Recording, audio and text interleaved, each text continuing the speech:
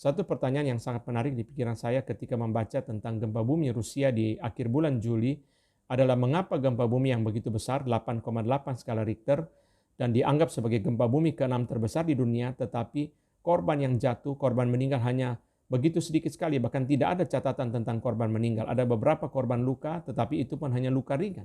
Kenapa gempa bumi yang begitu dahsyat 8,8 skala Richter, gempa bumi ke-6 terbesar di dunia sepanjang masa, tetapi korban begitu sedikit? Tentu kalau kita membaca analisis-analisis di internet, kita akan menemukan banyak jawaban, misalnya sistem antisipasi yang baik, sistem alarm yang baik, dan juga tentunya karena gempa bumi terjadi di dalam daerah di mana populasinya sangat sedikit atau sangat rendah. Tingkat kepadatannya sangat rendah.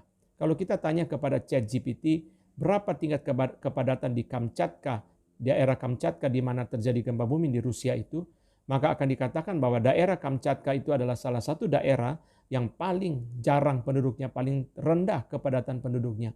Di dalam 1 kilometer persegi hanya tinggal 0,62 orang.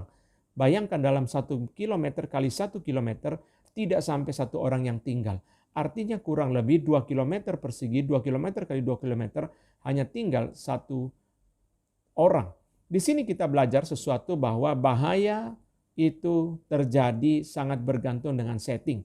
Bahaya itu ada setiap hari. Saudara pergi ke hutan, ada binatang buas, ada harimau, singa, ular, ada binatang buas setiap hari. Kenapa tidak berbahaya? Karena kita tidak berada di situ atau tidak ada manusia di situ. Itu sebabnya bahaya itu sangat bergantung kepada setting.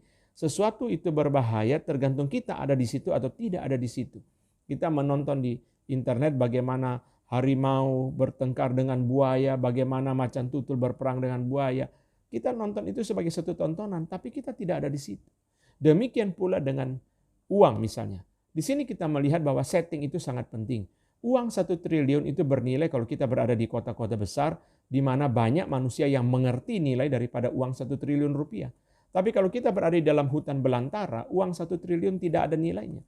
Kalau kita berada di dalam samudra, lautan, samudra, uang 1 triliun bukan saja tidak ada nilainya, tidak bisa membantu kita untuk bisa keluar daripada jebakan hutan atau jebakan tenggelam di dalam samudra. Malah ada uang bikin kita tidak bisa lari sehingga kita digigit oleh binatang buas di hutan. Atau malah ada uang membuat kita tidak bisa berenang sehingga kita akhirnya tenggelam. Jadi uang itu bernilai sangat bergantung kepada di mana settingnya. Bahaya itu terjadi dianggap sebagai bahaya kalau tergantung settingnya di mana kita mengalami. Maka di sini kita melihat setting dan konteks itu penting untuk menentukan bahaya dan juga keuntungan yang datang dari harta benda.